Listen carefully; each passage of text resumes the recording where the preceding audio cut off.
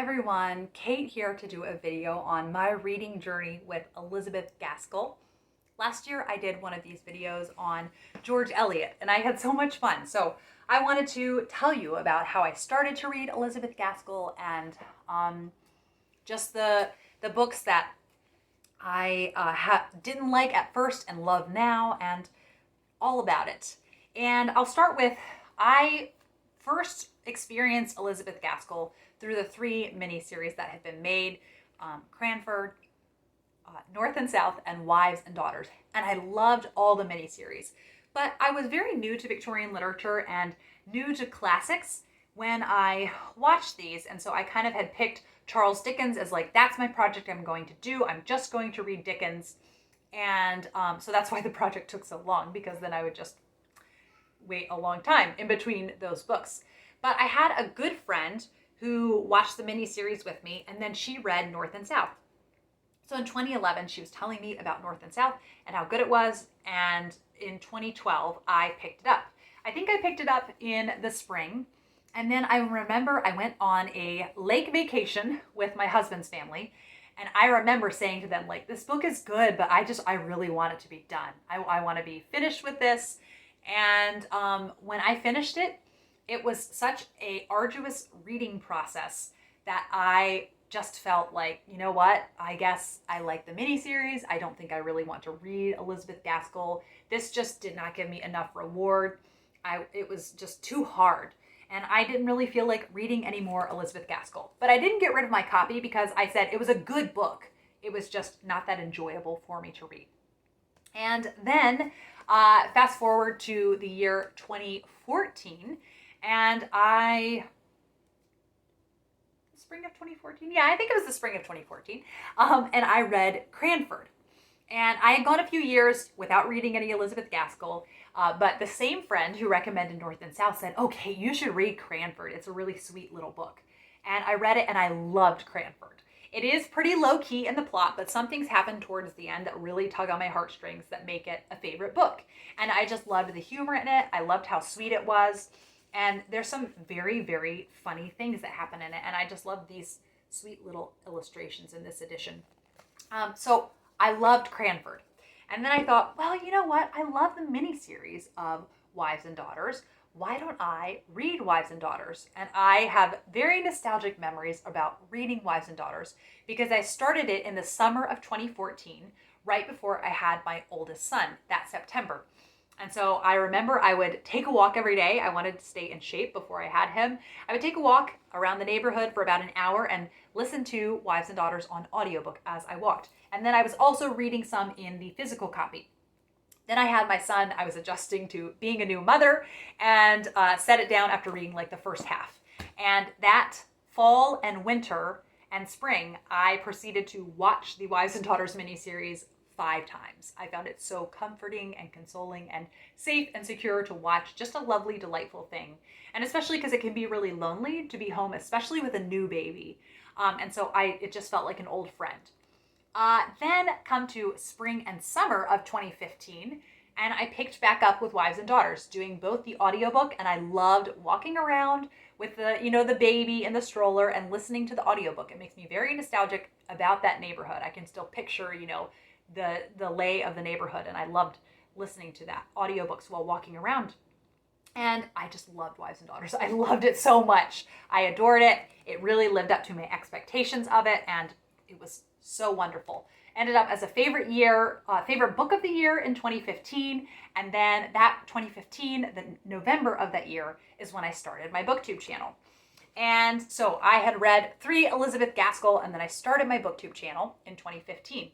Then in 2016, a very exciting thing happened, and that was when Katie from Books and Things sent me a message and said, would you be interested in being a co-host of this readathon I'm thinking of doing and calling it Victober, where we celebrate Victorian literature in October? I immediately said yes. I was extremely interested and decided that Victober, well, you know what? Why don't I work on reading another Elizabeth Gaskell? And I picked up Sylvia's Lovers, and this swept me off my feet.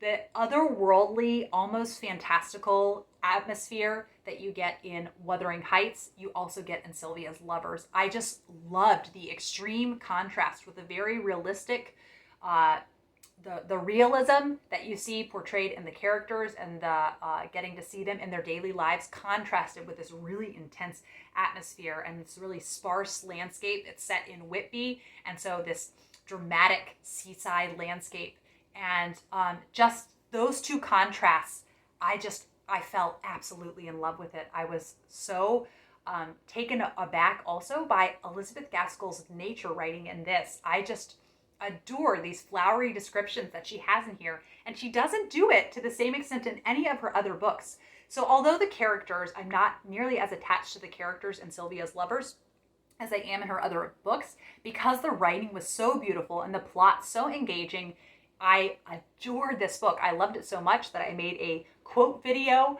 all about Sylvia's Lovers. So I will link that quote video that I made because it was just such a beautiful book. One I'm very excited to reread at some point. I know people do struggle with this book because of the dialect in it, and honestly, I don't know why I don't struggle with it, because obviously I am not from Northern England, but I loved it. Just this, like I said, this otherworldly kind of feel to the atmosphere in it is so beautiful. Oh, I loved it so much, and I want to reread it so badly now. Then we get to the spring of 2017, and Katie from Books and Things said she had not read Ruth yet, and she was wondering if I would be interested in reading Ruth with her. So I read Ruth with Katie. This is my least favorite out of Elizabeth Gaskell's novels, but she is my most favorite Victorian author. And so I still really enjoyed this book. I think it's because I didn't really connect with many of the characters, and the writing wasn't quite as flowery as I loved in Sylvia's Lovers. It's still a really lovely little story, and I'm looking forward to rereading it at some point and seeing more of the strengths that maybe I didn't notice the first time around, because I do know that there are definitely some fans of Ruth out there, and I would love to revisit it at some point. I'm going to be revisiting Elizabeth Gaskell's books throughout the entirety of my life. And then we get to October of 2017, and I was very scared to read the last unread novel I had not read, which was Mary Barton. But I thought, you know what? I've just got to do it. I keep putting it off because I'm worried I won't like it. And I loved Mary Barton. I think Ruth was a bit of a come down compared to the other ones, but I loved Mary Barton. It's such high drama. You know, it's North and South, like as a sensation novel. And I love that about it. And there is just so much going on. It's so plot heavy. It does start out a little bit slow, but then it picks up so much. And there is just so much drama to follow. And I love it. And getting to see the fate of these characters, you're really rooting for them and you want the best for them. And you want things to turn out okay in the end. And just, it was such a gripping read.